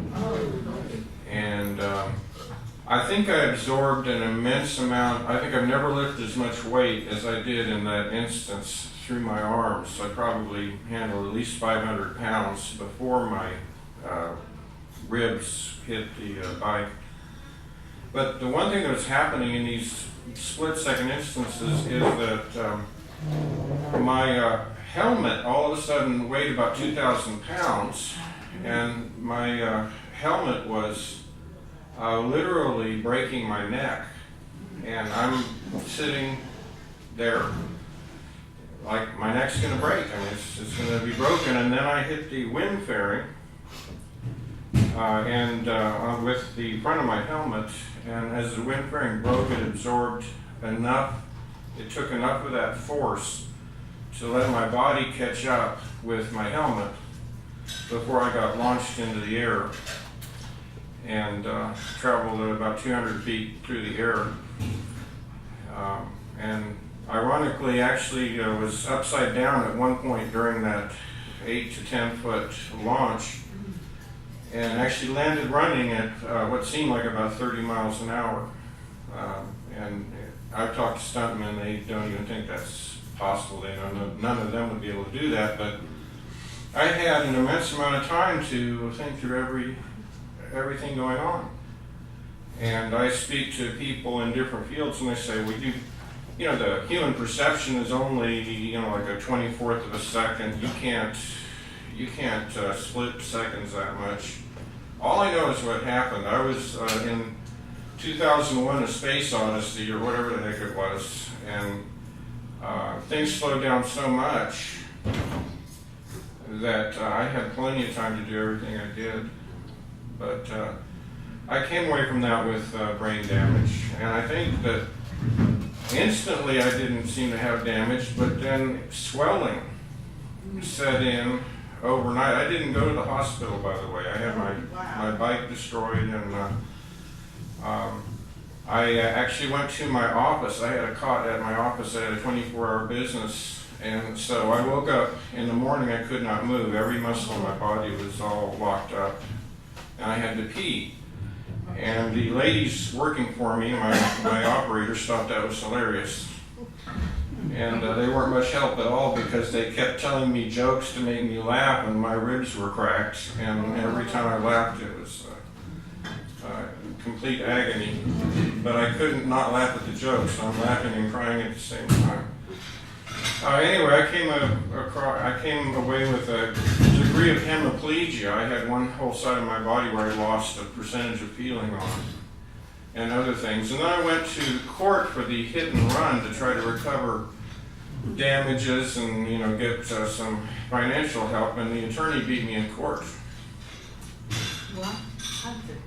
It's kind of incredible. You can't imagine, but You go in there and the guy was there, he wasn't there, he saw my bike fall over, he wasn't sure why I fell over. I mean, there was all kinds of testimony given, all this contradictory testimony. I'm like, what the heck?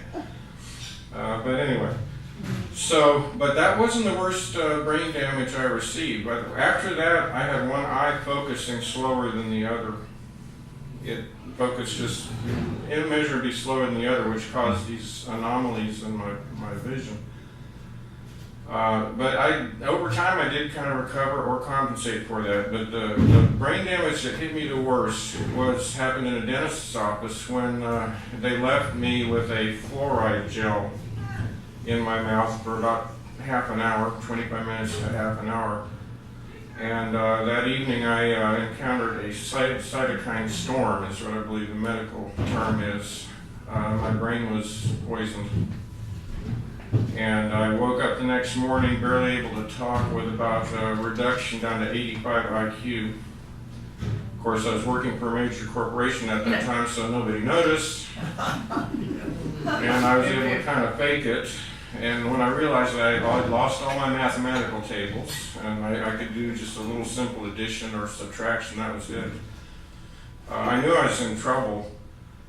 Through family members, they put me in touch with some gals I call the herb ladies, and they had me on some herbal detox program. I think the only thing I remember was chaparral, which might be a controversial thing. But over about 6 to 8 months, I was able to detox a lot of this out, and I recovered everything but my top chest game. But that was a real struggle. But then, see, over time, they started putting fluoride in everything, and they were even using fluoride as a pesticide on the foods. And I'm wondering, I'm feeling that same kind of dullness returning. Why am I feeling that dullness, from my poisoning? Why am I feeling like, I'm just not able to think? And then I'm finding it's in all the foods I'm eating. That plus, I think, I was eating eggs from Arkansas. They had arsenic in the eggs. There were big scandals about that, how all the chickens and eggs coming out of Arkansas for a while were all full of arsenic. So I got kind of chemically poisoned by different things, and I keep trying to get back on top of it. I'm using music as both a therapy, but it also gives me feedback on how I'm doing. Because if I run into a lot of chemicals in my diet and I'm not really sharp, or I've gone for days without good sleep, I'm noticing the difference. And then I can address that, and I can move back towards that sharpness and try to address that. But if anybody doubts that fluoride is dumbing people down, I got it overnight. I don't know what the doc's medical opinion on that is, but I think we took it out with water in Dallas, right? we tried, and the bastards won't let it out. They brought in this crotchety old curmudgeon of a dentist, and he gave this sob story about how, we're sitting there talking in front of the city council, and he comes in and he's talking about how horrible it is dealing with people with damaged teeth and so forth, and all that, and then the mayor stands up and says, and this man goes to my church. That was it. We lost the vote. Forget all the scientists we brought in there, forget all the studies, but we haven't given up. That's one thing. You can't really give up on issues like this. You gotta keep fighting. Follow the money. All the money. All the money. Okay, well, whatever else I had to say, I forgot. So.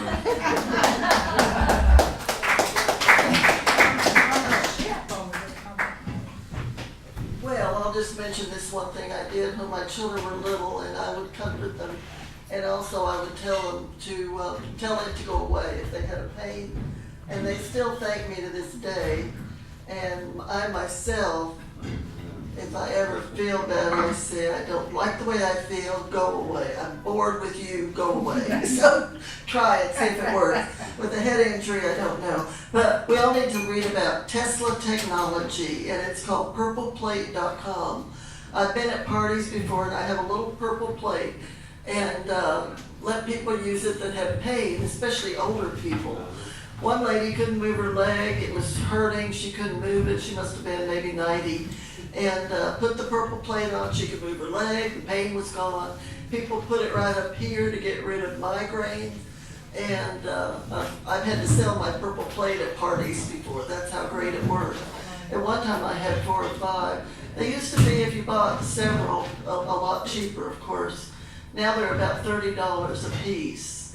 But say, when I broke my wrist, I taped it, this purple plate to my wrist at night with a rubber band or something. And it healed perfectly. I didn't have to have a pin in my wrist and the pain went away. And so just as a matter of policy, I carry it with me all the time.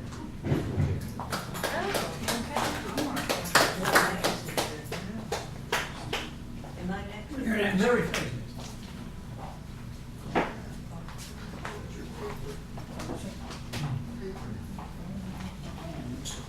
I agree with the people who say that the dogs and cats are so important. I agree that they are. And there's a lot of the research now that says that dogs and cats and other pets are really helpful for older people. They help them live longer and be happier. This doesn't apply to you all right now, but someday you might, so you need that information. I live in a retirement community, and all of the people around me were talking about their children or their cats or their dogs, and they were worried about them, and they had to take care of them, and they had to take them out.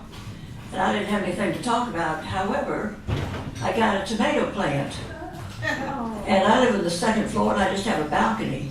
That tomato plant depends upon me. I have to make sure it gets into the shade when it needs it, and the sun. And if it's raining too much, I don't want it to drown, so I have to move it out. So just keep that in mind. If it's not convenient to have a child or a pet, then try a tomato plant.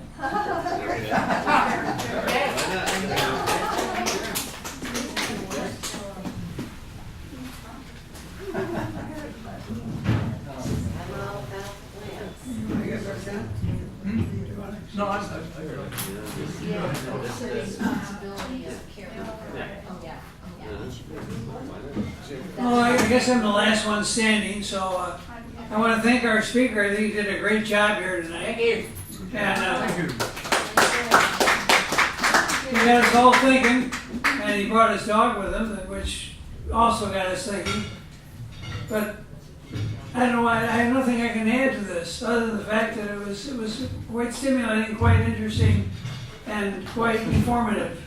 And maybe down the road, it's helpful to understand what he's conveyed to us, and we understand how the mind works. And our speaker gets the last word. You get to comment on the comment here and close this meeting. Come on up here.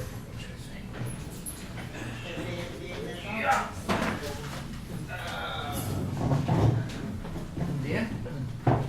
Any last words? Yeah, you're the last word. Oh, I didn't last word. Yeah. Okay, hey, listen, thanks a lot. This was really fun.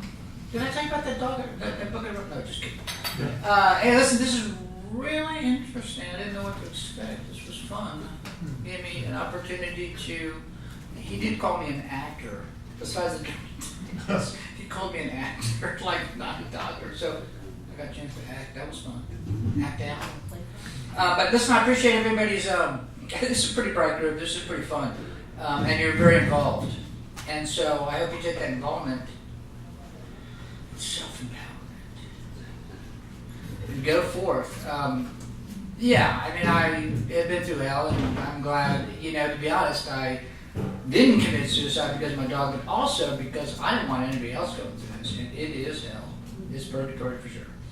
But please empower yourself to tell, I don't know about you, but I'm within Medicare range, and we're the people who can make a big difference in our community. So thank you very much, because I know you'll be getting one of these. Or do a big favor to your friends who need them and don't know they need them. That's where you could really get, and look, don't get the dog registered. Just go to your doctor, get the note, put on the service dog. And a lot of times people are going to have to train the dogs themselves. That's perfectly okay, right? But please do that, and I'll just be so fulfilled. I'm already fulfilled because it was an interesting discussion. Everybody here is very smart, and I'm glad you're participating in this community talk. Do you have books here to sell? No. It'll be soon enough. Okay. No, and then, no. Come back. Oh, yes. But listen, thanks for everything. What else can I say? Thank you. I could say bless you or something like that. That would get you. But I'm not a scientist, I'll say that. Thank you. Appreciate it. You gotta come back when you get done with the book. Okay. Good. That'd be great. Then if you had this as an offer. Yeah, I know.